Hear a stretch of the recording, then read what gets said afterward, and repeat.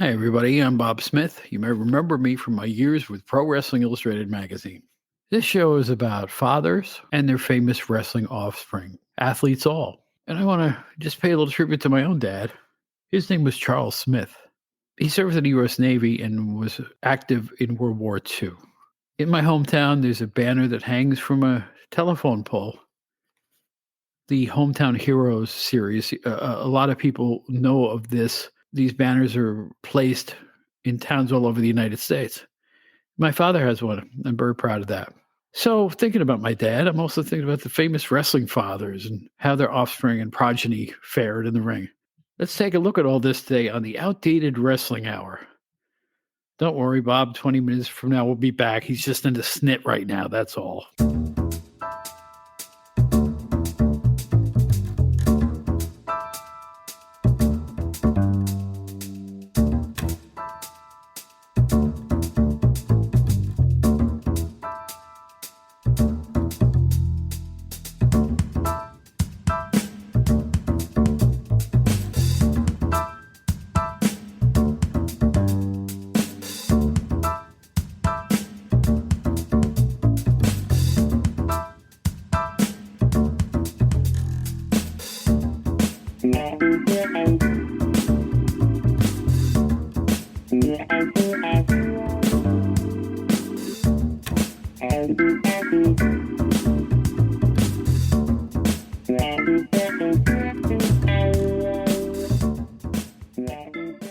Well, welcome back once again to the Outdated Wrestling Hour. We're glad you are here. We have a great guest. It's Mike Leotis from Wrestler Weekly making his fourth appearance on our program. Can you believe it? We're glad to have him. Him and Scotty Richardson are part of the great internet series called Wrestler Weekly. Check that out everywhere, and Mike will tell you exactly how to do that. Anyway, we have to talking and thinking about the great fathers of wrestling. This is a real interesting topic. It just hit me one day, and Mike has such a great encyclopedic knowledge of old-time wrestling. I figured, let's talk about it. Let's talk about fathers, sons, and daughters. So we're about to do that in just a moment. First, we'll have our usual commercial break, and then we'll go right into the conversation with the great Mike Leotis. Don't you dare go anywhere, man.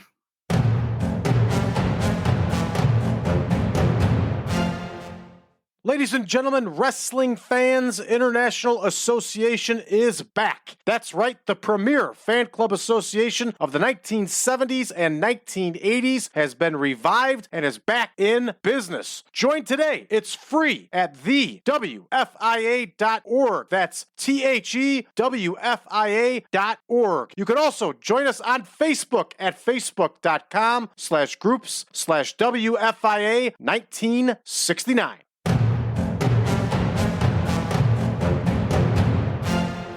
You know, one of the things I like best about doing the Outdated Wrestling Hour, I'm doing the show my way. Totally. You're going to hear people and you're going to hear views on the show you're not going to hear anywhere else. And I am proud to have our guest. Well, I'm going to call him my co-host for tonight. How do you like that, Mike, huh? I'll take it. There you go. This is Mike Leotis from Wrestler Weekly. How you doing, friend? I'm doing good, Bob. It's good to be back. I missed it. This is to me the premier show podcast out there. Get so out I'm really of happy here. to be here. I mean it. I'm glad to have you back because, this show has grown exponentially, particularly since October of this past year. I mean, it's been going crazy. I've hit ratings peaks I've been really elbowing the big boys a little bit on the podcast charts. And not often, but often enough. I hit number 25 at one point. There you go. And there's 900 of these things, and there's new major ones coming out all the time. But I'm doing this show my way for other people like us, you and I, who like to look back with fondness and with gratitude toward all the fun times we had when we were younger. Am I right about that? Oh, 100%. So I am happy to have you here because Wrestler Weekly does the exact same thing I do. And before we start talking again, I want you to hype Wrestler Weekly with you and Scotty Richardson. Tell the folks about what you two are up to. So Wrestler Weekly, we have daily themes that we do, all based on things like the old wrestling magazines, championship belts, old programs. It's a classic wrestling fan's dream. We really want to reach people and remember those things that made you feel something. When wrestling makes us feel. and sharing those. People who are fans of the old territories. Our good buddy Bobby Norton down in Florida, who is a Florida Championship Wrestling guy. We have our buddy Matty Montcalm, who's a big St. Louis guy. We love getting to celebrate with those folks and celebrate. It's not about our collection; it's about everybody's collection. And we love getting to share in these moments with people and talk about the wrestling that really we grew up with, or some of the wrestling that we discovered thanks to all this digital video now, that we're getting to watch some for the first time. And so it's really great to look back and see where we came from and get to actually watch some of the things we read about in those magazines back in the day. Isn't it great when you discover something great that you've seen for the first time? It doesn't matter what era it's from, but you see something old and you go, wow, that was great. I wish I had seen it before. Isn't that a great feeling? I've done a dive over the last few years. In fact, I'll show this to you. Bob can see this, but right here, I've gotten into Portland wrestling. My goodness. Recently. And I had always read about it. You showed me a Portland Championship belt, folks. Where the heck did you get that? So found a belt maker and told him what I was looking for, and he said, yeah, man, we can do that. And I'm watching this all spoiler free. Now I've seen some results in different things. I know some of the big events that have happened, but feuds I had only read about. I had only read about Roddy Piper and Buddy Rose and how good Buddy Rose really was. And my goodness, was he good. So to be able to see these things and see for myself, it is wild. I am right in it when the fans are reacting, and it just goosebumps. So I have slowly kind of gone through years of footage that actually Buddy Rose taped himself. Which is really wild. It's been digitized. These are from Buddy Rose's tapes that he taped all the television shows himself.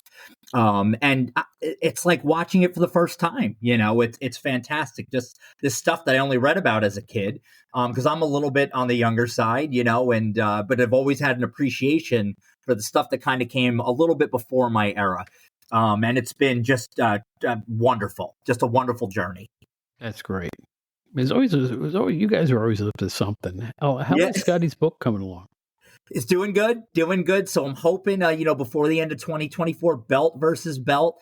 Scotty has just added some great programs. Harley Race and Bob Backlund, when they fought title for title in Madison Square Garden in 1980.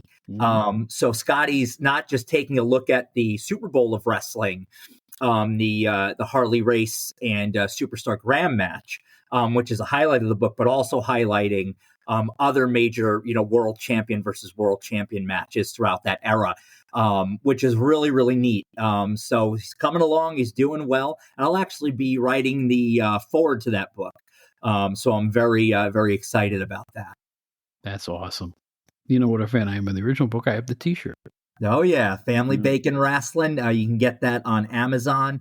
And Scotty, I have to give Scotty so much credit. One of my best friends in the world. And I wouldn't have even, without him. And honestly, my wife, I had stopped collecting magazines and stuff. And she came in not long after we were married with boxes upon boxes of wrestling magazines from the 70s and 80s that she got for $5 a box at a flea market, and said, I know you love the old stuff, and here you go. So between her and Scotty and again, good people like I mentioned, like Maddie and Bob, I've been able to jump into this world of classic wrestling full bore, just like I was a kid again. And it really does. It's really been a life-giving experience in the sense that, it's a place where you feel good.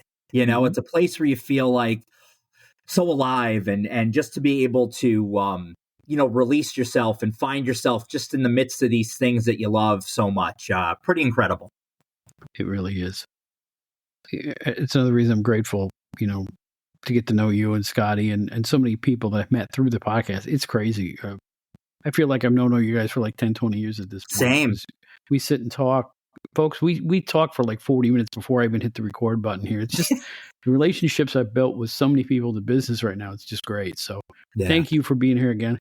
And at the end of the show, we'll show people where they can get a hold of you and Scotty and learn more about Wrestle Weekly. But for now, the reason we had on the show, I came up with this concept: fathers and their offspring, all wrestlers. Yep.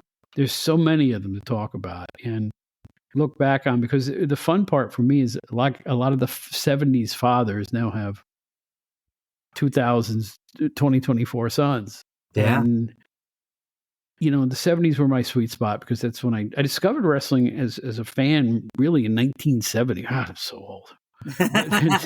But yeah, 70, was my starting point. I had seen it as a littler kid. Yeah. But I was about 12 in 1970. Okay. And it was like, it's when I started to realize what it was. Yeah. What it really was like. became real. Yeah. And it was a studio show I was watching every Saturday. And it was just great. Oh, that's awesome. It all grew from there. So let's talk about fathers, sons, and daughters and whatnot. I have a list here of famous fathers and equally famous offspring. And at first, we wrote the father or the son who's a greater star. We're not going to go that road because it's too hard to quantify. Yeah. But let's just look at the careers, respectively, of all this talent, like Dusty Rhodes and Cody Rhodes. Incredible. I think Cody is kind of approaching Dusty fame, or has achieved it. Would you agree with that? He's really become the face of that company. He's their top guy, whether he has the belt or not. He's main eventing. He's doing all the shows. You know what I mean? To the point where, you got people to turn on the biggest movie star of the last 20 years. Mm-hmm. One of the most popular people in the world, which I think that's all a big red herring anyway. I think The Rock and him are working, and that's my thought on that. But but yeah, he's really become the guy in the WWE. What's really interesting though, and I've never seen anything quite like this.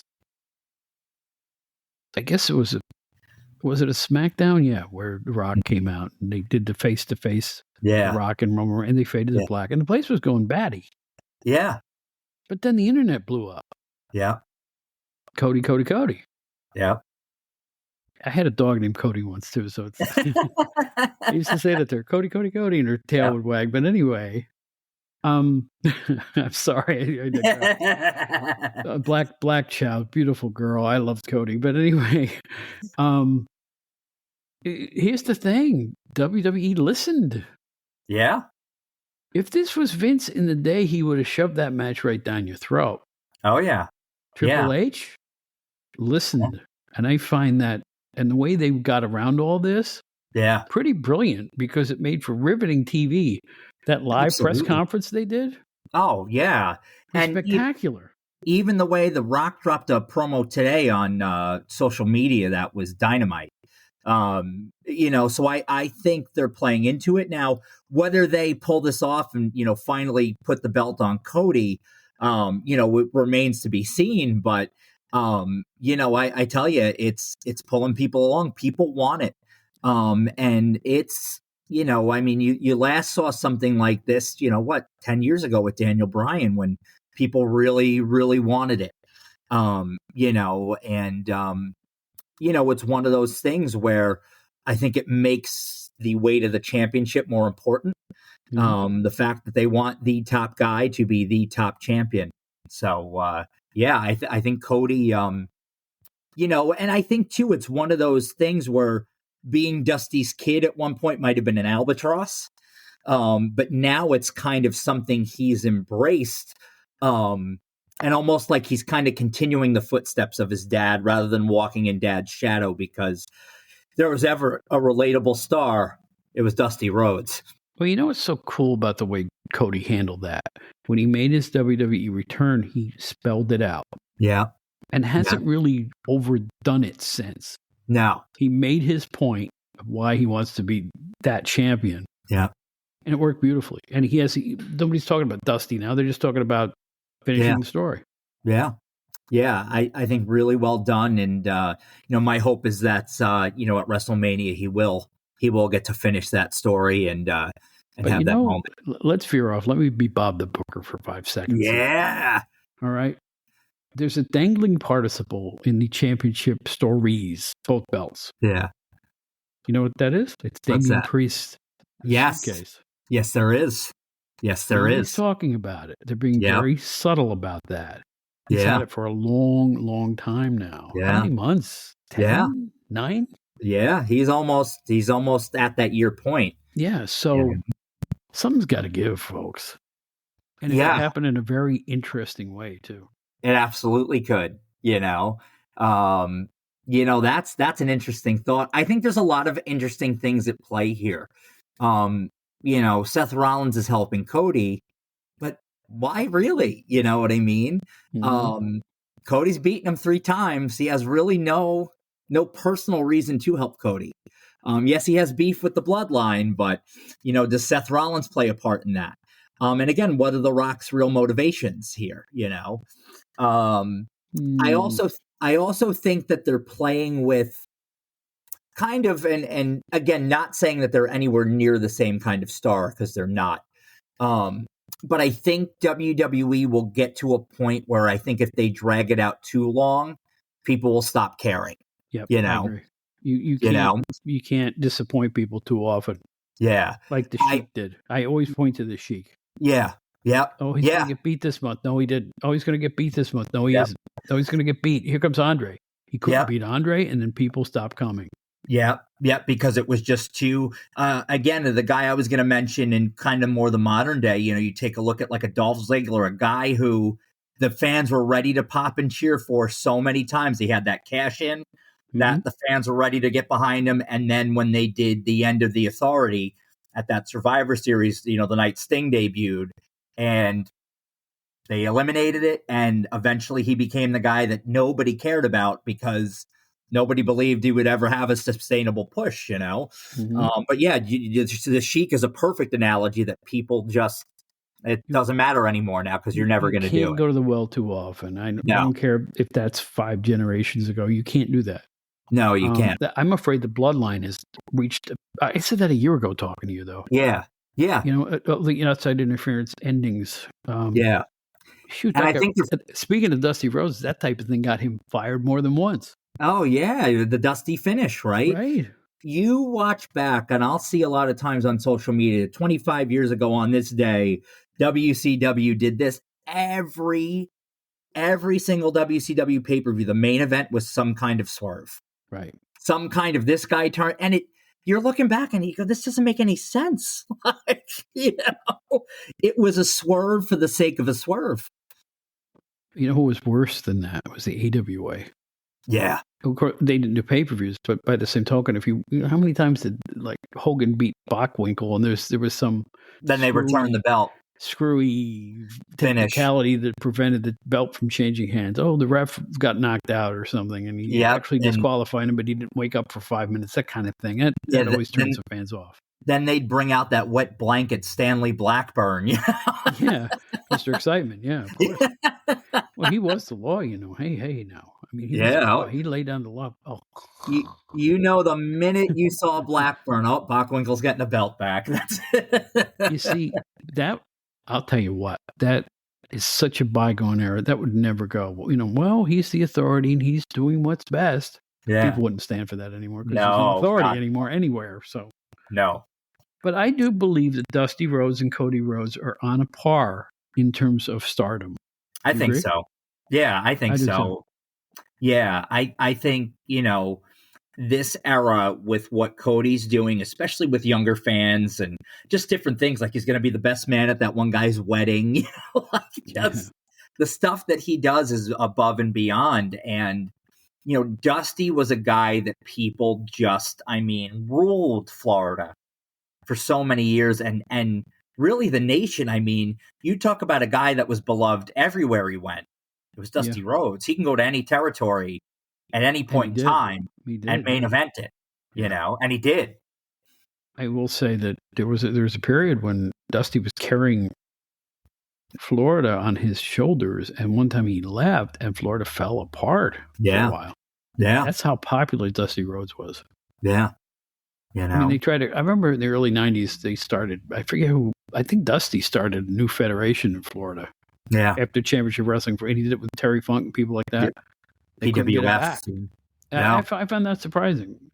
Yeah, I think it had just wrestling had changed. Again, you can't always repeat yourself like Hulk Hogan and WCW type of thing. That early Hogan in WCW is a repeat of WWF Hogan. No, only it was 10 years later, and it just didn't take. Yeah, and it was a much different fan base too. Mm-hmm. You know, to me that was like the real demise of WCW was that Hogan bringing in all his buddies from up north. It wasn't that traditional Southern wrestling. I quit the magazine over it. Yeah. Wow. I was sitting, and this is between you and me and everybody, I guess, is listening.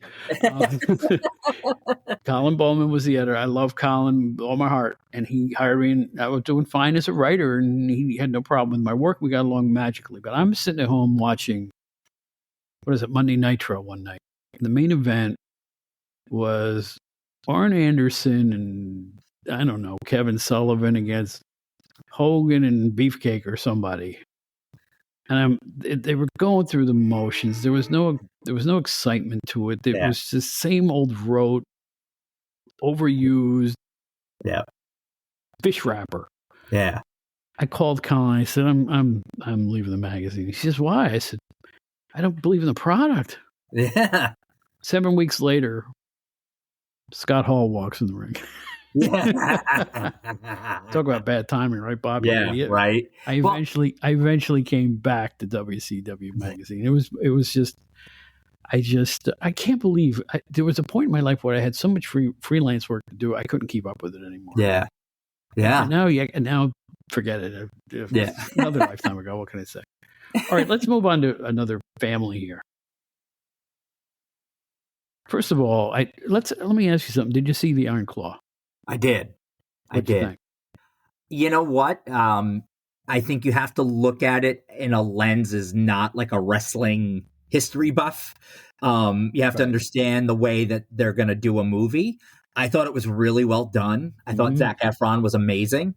I thought the way they did Fritz was incredible. And I tell you, knowing the story, it was gut wrenching, at certain points. So I thought it was really well done. It was just the saddest film. Yeah. But I loved the ending. So did I. Everybody, the family rebuilt. Yeah. A big family rebuilt. Yeah. I'll tell you what, Kevin Von Erich is a very strong man, and not just physically. Yeah. He got over it. He said life goes on. We must move forward. And he did in the best possible way. Yeah. Words cannot describe how much I admire what he's done with his life since that time. Same. He could have gone in another direction easily after seeing all those things happen. Yeah. And So there you have it. Skipping the Iron Claw, we had Fritz Von Erich, the father, and all those sons, David, Kevin, Kerry, Chris, Mike. And something? I recently saw a tape of Chris, smallish Chris. Yeah. Who bulked up, buffed up. And I was flipping through YouTube, which I always do. It was a match with Percy Pringle against Chris Von Erich. And he learned how to wrestle. He did. He did. History is not treating him kindly just because of his diminutive size, but he learned how to, and he looked great. Yeah, he had a good look. He was a handsome young man. He really was. He was. And he loved it. You know what I mean? Remember when he would come in and they'd have him, hit Buddy Roberts with a chair? I mean, he just had good timing. And, those things that he would do, I mean, he was, and he was so passionate about it. He loved it. And that, I think, hurts my heart was how much he loved it, and his body wouldn't let him. But here's the deal, though. There's been a lot of people in the wrestling business, Percy Pringle included, who had the wrong look, but had the right mindset. Yeah. Paul Heyman. Yeah. Chris, knowing the business like he must have, could have taken another role and become as big as his brothers in a different way. Yeah. Absolutely. Absolutely. I agree with He that. had the popularity just for being a Von Erich. Yeah. So you know what I'm saying? I think the missed opportunity was him not realizing that. Yeah, I think so. It's very similar, I read in Gary Hart's book, which is fantastic, by the way. That if you can get a copy of it, copy of that I book haven't read that. And you know something? I admire him as much as anybody I've ever seen in wrestling. Yeah. The evil genius, right? Gary Hart. Well, so the book only had one printing, so to get an actual copy of it was like $5,000. Get out. But you can find a transcript online of it for like 10. And it's not the finished copy, but it's still amazing. Mhm. And he talks about Kerry and how, and obviously, Kerry went through a lot of pain with his foot and a lot of shame about it. And he said Kerry Von Erich could have been a champion for people with disabilities. He said he would have had a whole second career. He said, but it just was, he couldn't be in his mind. You look about, how, hard that must have been for him, wrestling with that prosthesis and doing those things. But he did it, and he did it well.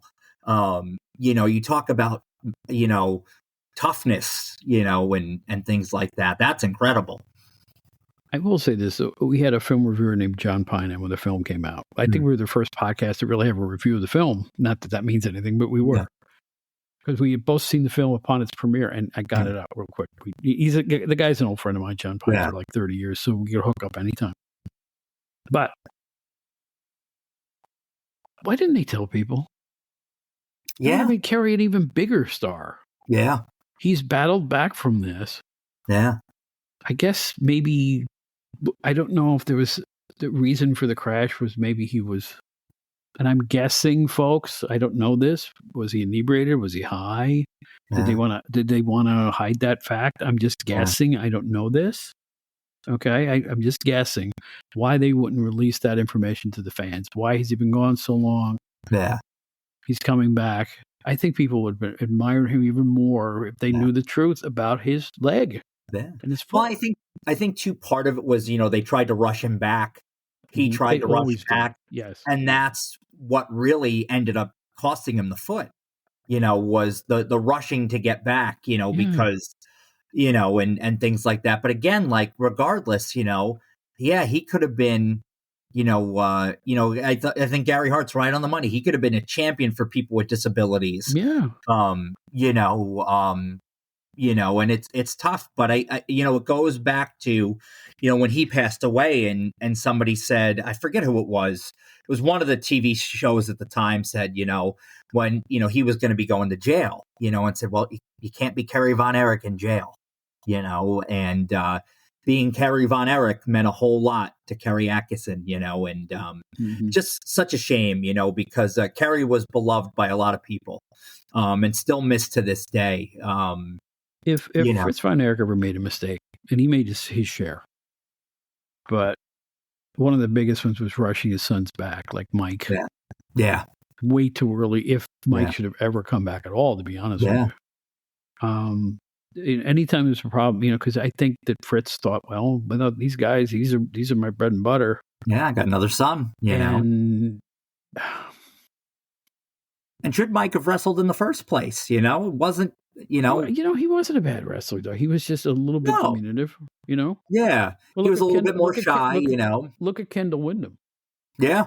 He didn't have the physique of a wrestler, but he was a good wrestler. Yeah. Mike was a good wrestler.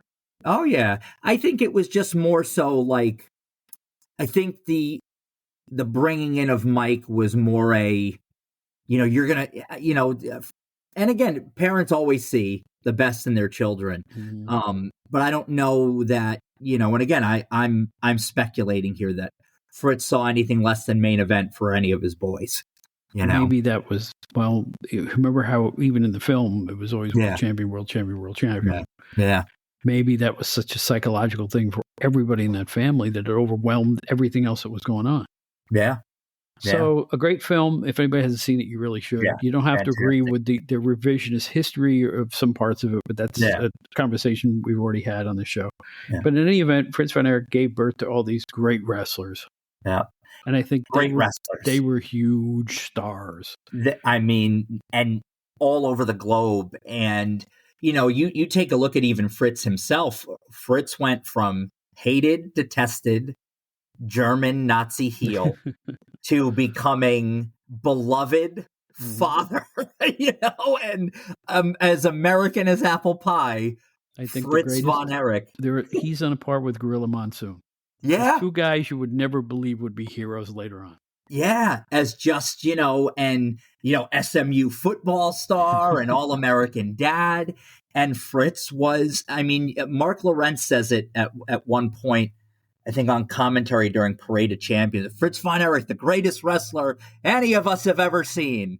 I mean, Fritz was big time. And Fritz had that. What I loved about Fritz had that real deep, gravelly voice, just that real guttural, throaty sound. Nobody can imitate it because you can't talk like Fritz. You can't talk like that. He has singular voice. I never heard anyone talk like Fritz, right? Yeah. It's like a little phlegmy, a little gruff. It was. But it He was sounded wonderful. like an old German guy, He did. Yeah. And when he would come out there, I used to love the segments he would do with Michael Hayes and, talk about Papa Fritz and, and all that. But, because Fritz was so beloved and his boys were so athletic and good looking and all very differently. David was kind of the technician, but he was a brawler, Kerry had the charisma and, the muscles, and Kevin was carved at a chisel, but was, acrobatic and high flyer. And they all brought different things, but they were, they were incredible to watch. They were, incredible. I'll tell you what, they were. The triple drop kick, remember that? Oh, phenomenal. I mean, they were great. And you couldn't have better foils than the Freebirds. I hadn't watched World Class in years and years. And then when the movie came around, I dug up some old tapes and started watching them again. Yeah. They were major league, man. That was a great show in its prime. Oh, Just a TV show. It was an awesome television program. Yeah. It was ahead of its time. And Fritz was ahead of his time with the music in the ring. First of all, the theme music. Yeah. Secondly, he syndicated that show in markets you wouldn't expect it to be in. Like I was from Albany, New York. That show was on in Albany, New York, and he would bring the boys up there. Yeah. For live events from Texas. Are you kidding me? Yeah. So in a way, they were national. Oh yeah, yeah. And they deserved to be. And you know what? They drew wherever they went for a long time. They did, and even they had a huge following over in Israel. And still do. Kevin was just there. I believe that. But huge follow. He had his final match there 5 or 6 years ago. And that's where Mike actually, got injured. And that's where the whole, which led to the toxic shock and everything. But Mike got injured in a match there, shoulder injury, wrestling Gino Hernandez. Right. But they had great bad guys, too, to work. Gino Hernandez, Chris Adams, the Freebirds. Gary Hart and Kabuki. I mean, what a great cast of characters. Are the Freebirds in the WWE Hall of Fame as a unit? Because they should be. They are. Yeah, they are. Yeah, they have to be. I mean, that man Garvin, they put Garvin in, which I think he deserved. People didn't. Some people poo-pooed that, but Jimmy was fine. Jimmy was he great. served his role. He was a good wrestler too. Oh yeah. All right, so let's go on to our next couple. I'm going to go way back to the Wayback Machine here because I'm going to talk about the father and son that were nothing at all like each other. Wild Bull Curry and Flying Fred Curry. That's your dad? Yeah. You got to be as old as I am. I'm older than many kinds of potting soil. But I'm telling you, Wild Bill Curry, he was the oddest, let's say, monster heel. Yeah, he had no he's very odd looking. He had no physique, though. Yeah, he was just wild. He was just a bunch of hair, giant, big, like a soap pad on his head. On his head, and then eyebrows, huge eyebrows, and a screaming leer. and Yeah. he would pick up anything off the floor and belt you with it. It Yeah. was pure brawling. And he gave birth to a son named Fred Curry, who was the exact opposite. Yeah. Drop kick specialist, high flyer, Yeah. one of the early aerial guys. And by the way, he was the 1972 co-rookie of the year in the London magazines. I'll have He you know. was. Yes, he was. He You would know was. that. You're the magazine guy, so I figured you'd get a kick out of that one. But I put them on a par in terms of what they were able to make out of their careers. When Bull went by the wayside, Fred kept going along, and he wrestled in virtually every federation I can think Yeah. of. I don't know if he was a big NWA guy. I think it was like a everywhere Detroit, else. right? Like Yeah, Detroit. Detroit. Ended up in the WWF for a short period of time. Okay. Actually, no, in the late 70s. And then he went back to Indianapolis. He had a period between the late 70s and about 85 where he was like everywhere. Canada, you name it. He wrestled all over the world. Yeah. He wrestled quite some time. I think Bull I've seen a lot of Houston, that's at least some of the surviving footage of Bull Curry is Houston. Wrestling like Johnny Valentine and things like that. I saw a tape of him. It was Bull Curry and Paul Bosch against those Paul Bosch tapes are great. Terry and Dory Funk Sr., which I think was the match. Wow. From the Sam Houston Coliseum. Yeah. If you can dig up tape, fans, if you've never seen Bull Curry or Fred Curry, they're worth checking out. Yeah. Oh, absolutely. And again, just different flavors of wrestling. I think, now you have a lot of people who you hear the term, and I'm not a fan of this term. I get it. People want to watch entertaining matches. You hear work rate. Well, what's the work rate? Do they have 5 stars and 7 stars and 1,000 stars? Listen, not every wrestler needs to be Luthez to be a good wrestler. I agree. Listen, there's different styles and there's different flavors of guys who can have great matches.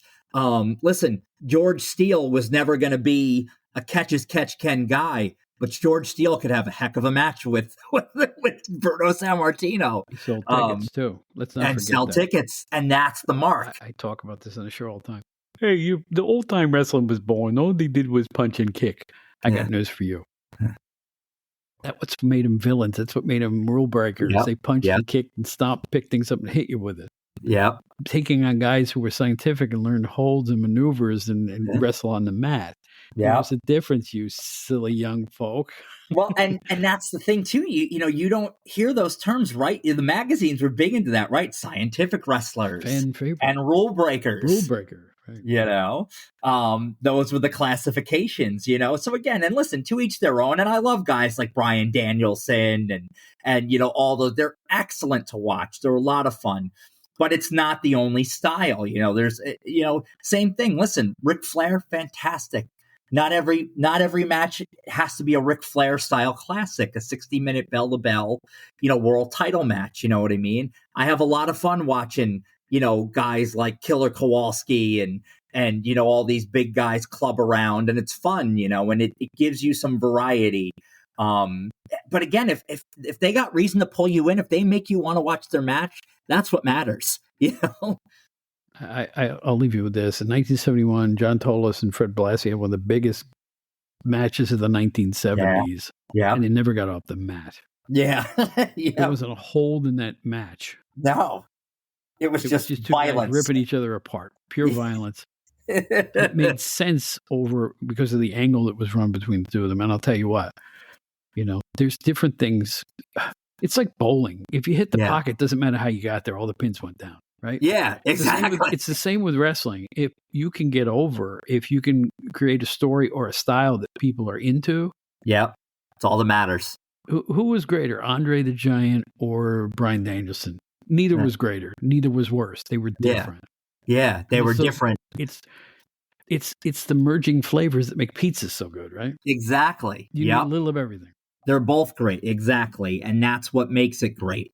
Speaking of great, you got Rocky Johnson to The Rock. I mean, The Rock may be one of the 5 biggest stars of all time. I can't think of any. I mean, just in terms of popularity and draw, I mean, unbelievable. I I can't believe mean, they hate him now, but he's not helping in that regard, right?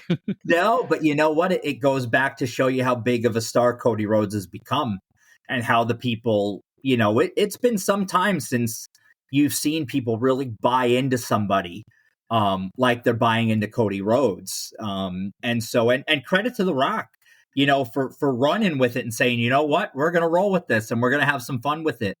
Um, you know, he gets it. You know what I mean? I think Rock has that old school mentality of, all right, we can roll with this, and we can make this work. And I give him a lot of kudos for doing that. I think that's the old school in him, Well, you know why I think this was a good time for him to turn heel? And, nobody's talked about this factor. When he came back and did the thing with Jinder Mahal, Yeah. he really does look older now. Yeah. The Rock does. For the first time. Yeah. Like his other comebacks, he looked exactly the same as he always did. This time, he just looks a little older. Yeah. And I think it's the perfect time to turn. Yeah, I think so. He's got the whole bloodline to rely on. He can be every bit as insulting on his interviews and still be funny as a heel. Yeah. People love it when they get put down by The Rock. He's like Don Rickles. You go, oh boy, he insulted me. So it's like, I think this was a good time and a good thing to do. I don't think that was their plan in the beginning, but the fact that they're going with it this way is brilliant. Yeah. Talk about really quickly Rocky Johnson. Success in Memphis, success in Mid-Atlantic. Popular pretty much everywhere he went. Sweet Ebony Diamond. That's a shout out to Scotty, who loved Sweet Ebony Diamond in the Mid-Atlantic. And also to him and Tony Atlas, Soul Patrol, WWF first black WWF tag team champions. And they were over like crazy. They were very much over like crazy. And, it really, really worked. Rocky Johnson and big, and again, threw a mean drop kick. I used to love the shuffle, So Rocky Johnson was no slouch himself. He was a big deal and could go. I remember him being big in San Francisco, other areas that he applied his trade in. He was a big star, and people tend to forget that about Rocky. Yeah, he was a huge star. A lot more than just The Rock's dad. Oh, yeah. And then you take a look, right? You could go even further, right? I know not his father, but, the grandfather, High Chief Peter Maivia, his father-in-law, another guy who was a big star, so just the whole family from top to bottom.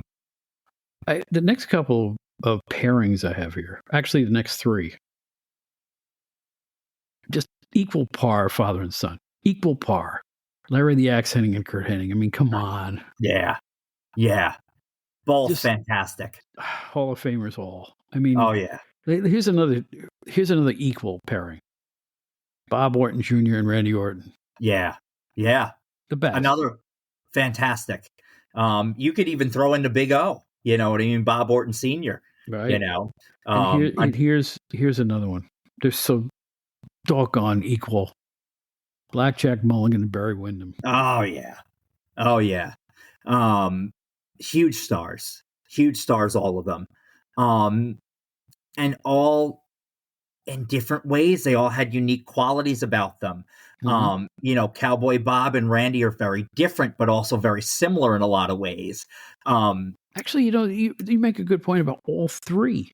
Yeah. The Axe was big and burly. Kurt Hennig was more of an athlete, all-around athlete. Yeah. Blackjack Mulligan was a giant guy. Yeah. Barry Windham was just as tall, but more of an athlete. Yeah. In terms of being able to move, a little more speed. Yeah. Technical ability. Off the top rope. Yeah. And Bob and Randy ring technicians both. Yeah. Some people think Bob Orton Jr. is the most underrated wrestler of all time. I hear that all the time. Yeah. Bob Orton Jr. never really got his flowers, but he was, and I think maybe because he was always in like a team, I feel like, or he was always part of something bigger than just him. Yeah. And he was Piper's, maybe because he's remembered so much as Piper's guy, Right. That's where his biggest claim to fame was. But yeah, Bob Orton Jr. could go. If you just watch him, one of his any match. Yeah. He was he was like Harley Race. Yeah. Very similar ring styles, methodical. Yeah. Realistic.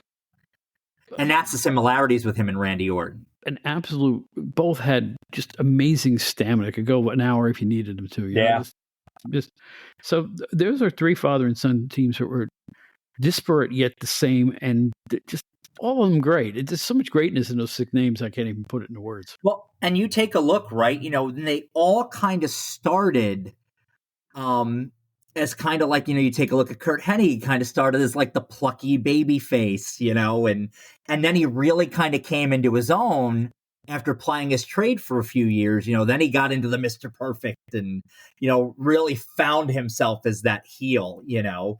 Randy Orton still kind of came in, you know, and once he found himself through that run with Evolution and things like that, and then he became, you know, the Viper, the Apex Predator, and, you know, this guy who was a 14, 15 time world champion.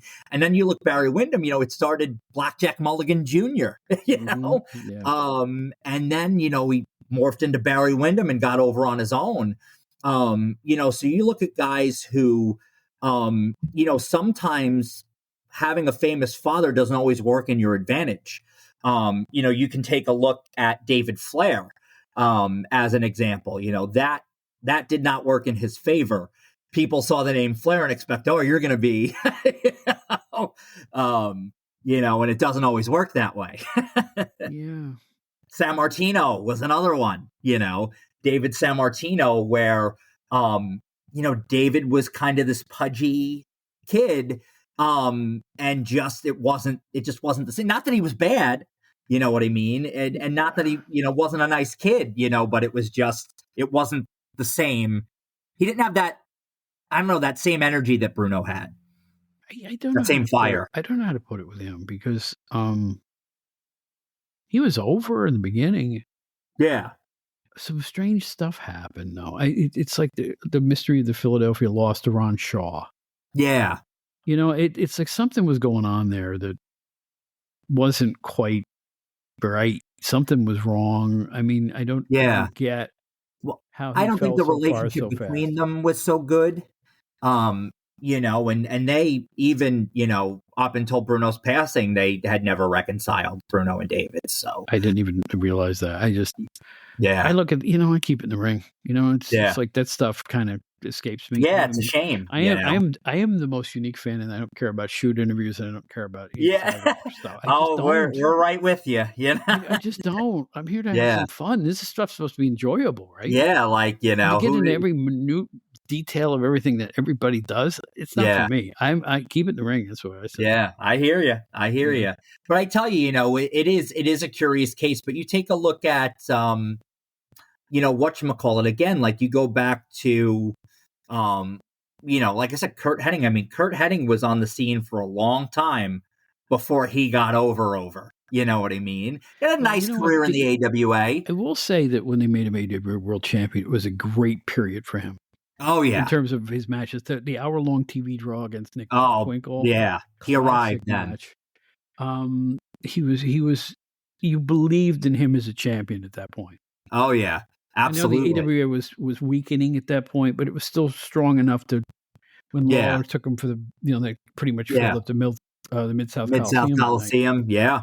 So it had enough, you know, prestige still as a title to mean something. Yeah. And I think Kurt made it mean more. I think so. I think he proved his, and then he shows up looking like $1 million on WWF TV, and, you know, hole in one at the golf club, and that's shooting 3-pointers. Crazy good athlete. Bowling strike after strike. Oh my gosh! I kind of, you know what, corny, but I like those vignettes a lot. Oh, I love them. I thought they were fun, and it was so believable. You know, no, it wasn't. Yeah, you don't think so? No. That's what made it fun, but that's what made it fun. Yeah. To me, like, I could buy that Kurt Hennig was really that good at, like, everything. Well, I'm sure he was, but every time, you know? Yeah, maybe not every time, no. Right, yeah. Never missed a shot, never missed a putt, you know. Just here's another father and son duo of Joe Blanchard and Tully Blanchard. This is actually, you know, we could add Tessa Blanchard to that if you felt like it. Yeah. I tell you, Tessa, skill-wise, really has it, you know, in the ring. I know some outside the ring kind of deals, but I mean, in the ring, man, she can go. No question about it. Some really fantastic matches that she's had. Joe, I never saw a lot of in the ring, but I did love that Southwest Championship Wrestling. And Joe just had that like nice, sultry Texas voice for commentary. He did commentary on like the first few episodes. Didn't he And become AWA commissioner late? Yes, he did. Yes, he Yeah. did. And back when Jake the Milkman Milliman was a star. So, the Milkman. But no, and Tully was the consummate technician. Didn't matter that he was a heel. You would watch him and your jaw would drop. Him and Arn Anderson with Porter in Motion. Oh, fantastic! They are the tag team that all the young teams today are still compared to. Absolutely, yeah. It's unreal. They were so good, and even too, I loved it when he was with Gino Hernandez. Too. Right. Tully just got it. I was recently watching, with the passing of Ole Anderson, when Ole left the Horsemen. And he called Tully the outsider, and the promos those two had back and forth were just so good. Tully could talk. Tully could wrestle.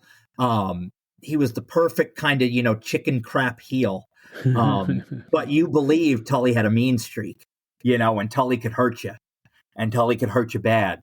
And you saw that guys like Dusty Rhodes felt it. Guys like Magnum TA felt it. You believe Tully Blanchard was as bad as he said he was. Great point. Didn't look fake, did it? No, not at all. He didn't act fake either. He didn't. There's the thing too. The best pro wrestlers from the old eras. Yeah, he thought it was real. Nick Bockwinkel, Tully Blanchard. Yep. Bergagna. Just go down the list. The guys who never doubted their credibility in the ring or outside of it. Or was it Johnny Valentine? Hard thing to pull off in a crazy business. But it is. Bruno. Johnny Valentine said it best, right? You may not believe this is real, but you're sure as hell believe I'm real. Great quote. One of the greatest wrestler quotes ever, Oh, there's another one. Yeah. The Valentines. Oh, man. Equal playing field. And I don't think Greg gets his flowers enough. And it's a shame to me because people remember the 1990s end of his career. Oh, that doesn't mean anything. No, but you know what? If he wrestled 5 bad matches his whole life, I didn't see him. Yeah. You talk about, and I love this, the bravado of I broke Wahoo's leg. And then having the guts to wear a shirt that says it. He broke Strongbow's leg too. Yes, he did. Another great angle. Yeah. And by the way, he won that feud hands down too. Yes, he did. I don't recall Strongbow beating him ever. No. And listen, technically beat Backlund. Yes, that something that was great. Didn't they do an hour Broadway at the Garden? I think they did. Yeah, and they actually awarded him the belt, the one match. That's right. And then they kind of struck it from the record books, Didn't matter. That was a great run. Yeah. That was Backlund's best long run next to his matches against Pat Patterson. Oh, yeah. Great feuds. Excellent. Greg Valentine and Johnny Valentine were fantastic. Just real hard hitting. And I mean, Valentine and Piper to me was, but you go Valentine and Flair. You know what I mean? Well, here's the thing about Greg, though. Greg, to me, in my mind's eye, I'm thinking about him working in the ring. Yeah. Really should be in the top 10, top 20 of all time. Yeah. The problem is he was promoted kind of oddly. Yeah. Never won a world championship in NWA or WWE. Yeah. It was still a major star at the same time. Yeah. Yeah. We did our outdated wrestling hour, 1970s 100. I don't know if you heard the show. Greg was high on the list, but I said, man, in my heart, he's in the top 10. Yeah. He was a great wrestler. He really was. He was fantastic. I mean, like a 5-tool player, right? He could do everything. He really was great. We just came up with an idea of a new 100. Top 100 based on simply how good they are. Yeah. Strip away titles. Yeah. and just ability in the ring for one thing or another, scary or violent or technical or making it look real. Oh, there's a list of top 100 realist wrestlers of all time. Hey, right here's a father and son for you. You would never believe that Roman Reigns' father was Sika of the Wild Samoan. Yeah.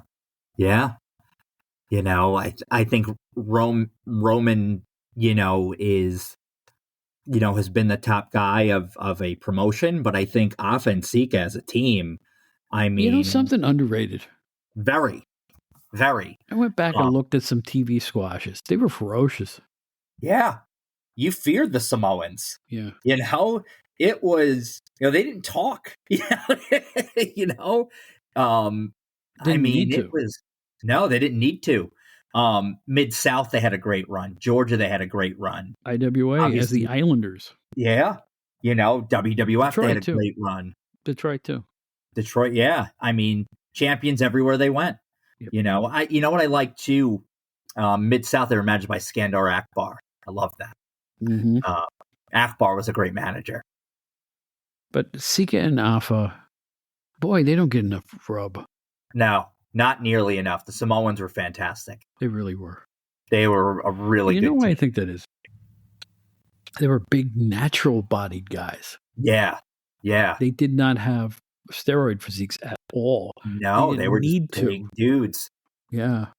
And they, you know, they just looked natural. They looked like they didn't even need to work out. No, just eat. But you know what? But it worked. And you know what, too? They were dominant. That's the thing. Samoans didn't lose a whole heck of a lot. You know what I mean? Towards the end there, they started, you know, I feel like they sold a lot more and did things, but you know what I mean? There was a time where, you know, I mean, Samoans were dominant. Won WWE at least two times, two-time champions. And I'll tell you something else. They originators of the Samoan drop, a move that everybody uses now. Yeah. Yep. But did Angelo Poffo have it going on because he gave birth to Randy Savage and Lenny Poffo? Wow. Yeah. I mean, two totally different people, but two great people. You know, Lanny's way underrated. I think he was underrated by the promotions too. I think people didn't know what to do with him. He was so different that he was so unique. I don't even think that the genius and that other stuff went over that well. I think he needed more of a wrestling form. He was really athletic. He really was. Yeah. I mean, this first guy I remember seeing doing moonsaults and things like that, you know, and, you know, I think, he cuts in Memphis, he cuts this awful promo that would never get by today. But I mean, the guy could cut a promo, you know what I mean? But I remember him as a kid too, when he'd do the Frisbees, you know, he'd read the poems with the Frisbees but yeah, Lanny needed something a little bit more meaty, but yeah, he could have been something quite good. I thought it was interesting. It probably wouldn't have went anywhere. WCW had him on the payroll through the late 90s, and they were going to bleach his hair blonde, and he was going to be Gorgeous George. And it just never went anywhere. There's a picture floating around Lanny with the hair. But just he was on the payroll. Feels like they just never brought me to TV because I was on the payroll for years. Wrong. But Randy Savage, wow. Oh, the best. Yeah. Lived on Staten Island for quite a few years. Randy Savage. Yep. No earthly idea. Yeah, lived on Staten Island because it just made sense, you know, working in New York for those years, you know, and traveling and things like that. But yeah, he made a home in Staten Island for quite a few years, not far from the Staten Island Mall. Interesting. But I love Randy Savage. To me, somebody, when I think about wrestlers, I miss, you know, when I miss their energy and I miss what they brought. I miss Randy Savage very, very much. A big piece of my childhood. One of the 3 or 4 biggest stars for the 80s into the early 90s. No question about it. No question about it. You know. And deserved to be. Yeah, absolutely. Totally singular style. Yeah. Unbelievable he had to leave baseball because of bad knees. You never know it. Yeah. You know. Just a great talent. Great guy, too. I had some dealings with him a couple of times, and he turned out to be a perfect gentleman, and somebody I admired meeting. It was really a lot of fun talking to him. That's awesome. Vern and Greg Gagne, of course. But you know what? What people thought that Greg Gagne was somehow too slim or small to be a great wrestler. He was a really good wrestler, and I'll tell you something Yeah. else. His impact behind the scenes, both in the AWA and in the NWA Yeah. or was felt. WCW, were big deal. Well, and the High Flyers were a great tag team. Greg and Jim Brunzell were to me a great pair. I think Greg, for whatever reason, I think people resented Greg that Vern pushed him too hard, or I think people resent Vern way too much. I do too, and I don't agree with that. If he was going to push him way too hard, he would have been world champion 6 months after his debut. It never happened. And no, because I think Vern knew what Greg was. I just think people are just weird about things. And again, you take a look, right? Revisionist history. People, well, if Vern would have put the belt on Hogan, Hogan wouldn't have left. And that's not true. Hulk left because Vern, there was disagreements about money and other things. Like, it's just this revisionist history that gets me. And people see Vern's shortcomings as a promoter as all that he was. And he was not. He was a tremendous champion. And he was a very successful promoter for a lot of years. Did Vern not change with the times in the 80s? No, there was a point where he aged out a little bit. But you know what? Even the great ones lose their fastball. Vern had a lot more successes than he did failures. I will say this, too, about Greg. Greg gave one of the greatest promos I ever heard on an AWA TV program. It was on ESPN. A match he wasn't even involved in. It was the aftermath of the bloody Midnight Rockers versus Rose and Summers match. Yes. From the Showboat. Yes. Yep. A match that had more heat on TV than any match I can ever think of ever. Yeah. Yeah. You could feel the paint melting off the walls. Those fans were wild in that match. After that match, who did they give the mic to but Greg Gagne? Yeah. And he gave this impassioned talk about, if these guys are hurt, you're going to have a lot of people coming after you. And the look in Greg's face, you believed him. Yeah. It was a great promo. Believe it or not, that's my favorite Greg Gagne moment was him reacting to the carnage he'd just seen in the ring. Yeah. Fantastic. Just made you think it was real. What a great little venue that Showboat was, too. Like when the AWA was still packing it in there, fantastic place for wrestling. I'm telling you, hey, Wrestling Observer, AWA Championship Wrestling, worst TV show. Years and years. I look forward to every episode. I don't care. I don't care. I love the theme. Dum, dum, dum, dum, dum. Yeah. I like Larry Nelson. I liked all. I used to like when they used to come from the Tropicana in Atlantic City. Right. I used to enjoy that. I lived like 45 minutes from there. Yeah. And I used to love that. You know what I mean? I thought the AWA was fantastic. Listen, you could have had Matilda the Bulldog, or you could have had, Crusher Blackwell, and she got an O'Casey and Vern Von Raschke and Nick Bockwinkel and Ray Stevens, and just go down the list of who was in the organization at the same point. Yeah. And I don't understand how you could choose one over the other. But that's, I think, the greatest offspring in the dad. To me, I can't think of two better than Ric Flair and Charlotte Flair. Yeah. I can't think of anybody better than that. In terms of pure greatness, both of them. Yeah. Yeah. It's tough to argue. It's hard to argue that they may be the most talented father-daughter or father-son, just plain on the level they've reached. Yeah.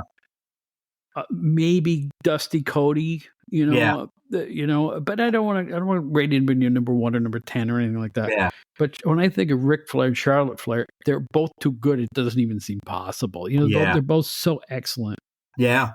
Yeah. And I forget that Charlotte is Ric Flair's daughter sometimes. You just marvel at her incredible athleticism. Yeah. It's so funny, because I think over the years she's taken on more of her dad's stuff. Where I think in the beginning she really didn't do a whole lot, but I think that where I would see a lot of characteristics were their mannerisms.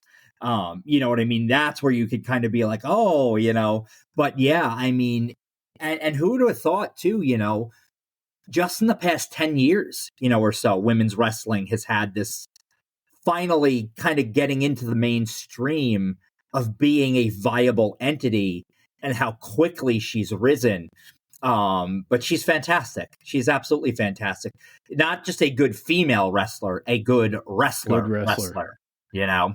Because I consider men and women to be on the same par today. Yeah, as wrestling. Absolutely. I complain about today's wrestling often, but I think that the advent of women's wrestling in the last, like you say, 10 or 15 years, very important. Yeah. And they did it. They took it away from, it's not a girly show anymore. Yeah. It's not a side show anymore. Yeah. It's not, oh, the women are on, I'm going to go to the men's room. I'll come back for the next match. No, people want to see the women. They're main eventing as well as the men do. Yeah.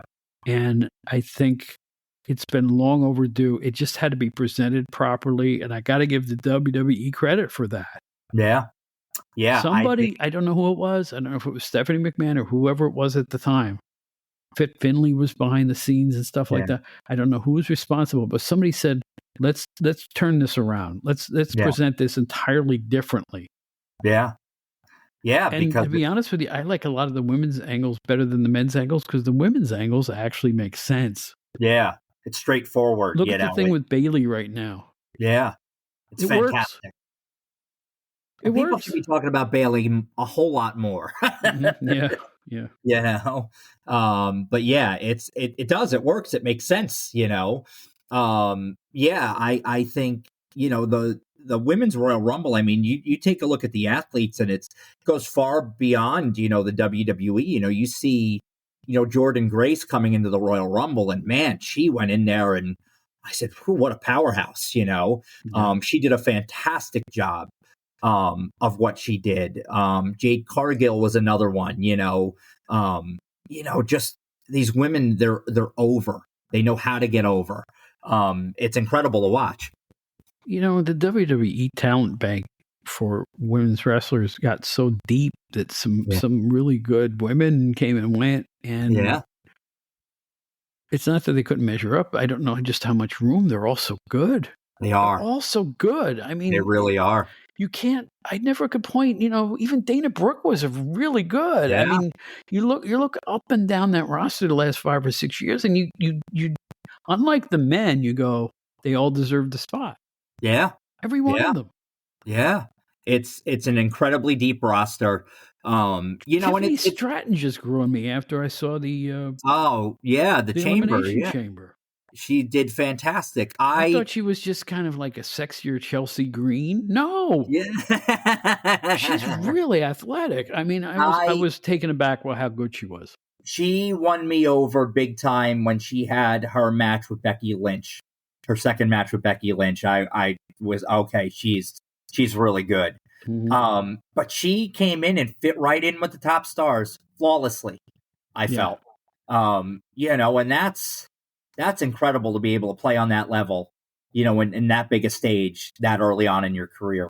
No trepidation, just jumped in and joined the top 10. Bang, boom, loved crash. it. I'm a fan now. And in the beginning, I was like, what's this? I did. Yeah. I thought she was like kind of, you know, Mandy Rose type. Yeah, she's just she's there for looks. She's not really going to be good in the ring, and boy, she is much more than that. Yeah. So I'm looking over my list, and I just want to say this: hats off to everybody we just talked about, right? Yeah, amen. Hats off. We thrilled to all of your matches, your interviews, your angles.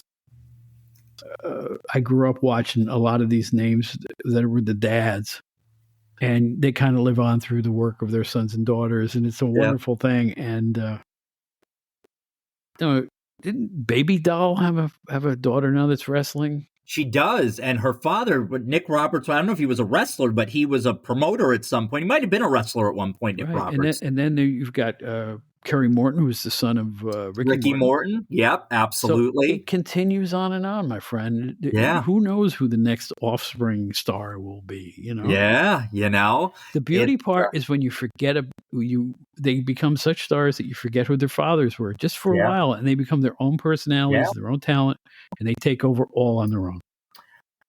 Mike Leotis, you're one of a kind, man. You know your stuff. I love it when you come on the show. We have such fun talking. Tell the good people out there where they can find you and Wrestler Weekly and hype yourself to the hilt. Go ahead. Well, thank you so much. on X, on Instagram, on Facebook at Wrestler Weekly. You can find us on all those platforms. And feel free, give us a follow, come chat with us. We love to talk wrestling with y'all. We love uploading pictures of just classic wrestling, championship belts, magazines, anything that you got in your collection, or even if you just want to talk about your favorite wrestler, your favorite wrestling memories. It can be from any time period. We love to hear from you. We love to interact with you. So please, feel free, drop on by and say hello. We definitely have some cool stuff that I think will pique your interest. But we want to hear and see from you as well. So that's where you can find us. Excellent. And it is worth checking out. And the price is right, folks. It's free. Right? Price is always right. Free is always a good incentive, Oh, yeah. Folks, Wrestler Weekly is as good as it gets. These two fellas, Scotty and Mike here, when I started this podcast, I had already made contact with them through the internet, like everybody does. And I sheepishly asked Mike if he wanted to come on the show. And he went, yeah, sure. And I was like, wow, I don't believe it. Mike is a big factor why this show is as successful as it is today. Mike, publicly want to thank you again for your kindness, for your friendship, and your knowledge, and for your fact that you're on your fourth, I believe this is your fourth appearance on the show. I hope there's about 14 more. How's that sound? I am down for that. I thank you, Bob, again, for all the same things. You're a big part of why we do Wrestler Weekly. The guys who were the writers in the magazines are the people that we looked up to as much as the wrestlers. Your friendship means so much to me, and just being here talking to you, it's always something I look forward to, and to be able to share in this love of something, that has meant so much to us, just means so much. So thank you so much. I will say this before we sign off here. The things you say to me and the things other people that I've had as guests have said to me about the value they put in my work so many decades ago, you guys don't know what it means. Oh, I'm so glad. I had no earthly idea in my crazy mind that I would even be remembered, let alone, I have people online now sending me clips that I wrote that I forgot I wrote, and pictures of me with wrestlers they had from years ago. And I'm like, it was worth it. Yeah. People valued what I did, and the fact that people do still knocks me out. And when I meet somebody like Brian R. Solomon, who's carrying on what I consider sort of my legacy at PWI now, and Al Castle and the staff there now, and the fact that they remember who I was, it has been a lift in my shoe, a fountain of youth, getting to know you the same way. I don't know what else to say, but I hope that the fun we're all having is translating to the listeners out there, because you know what? There's a lot wrong with the world today, but our memories of pro wrestling, don't you love them? Oh, absolutely. Right. So we will keep those memories going, folks. This is Mike Leotis, one of the great wrestling experts I've ever met. Thanks again, Mike. Always a pleasure, man. Thank you, Bob.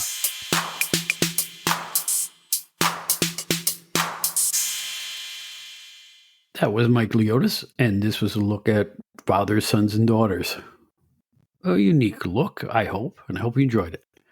We ran a little long, so I will make this as quick as I can. Our theme song is called Funkerific by the terrific Kevin MacLeod.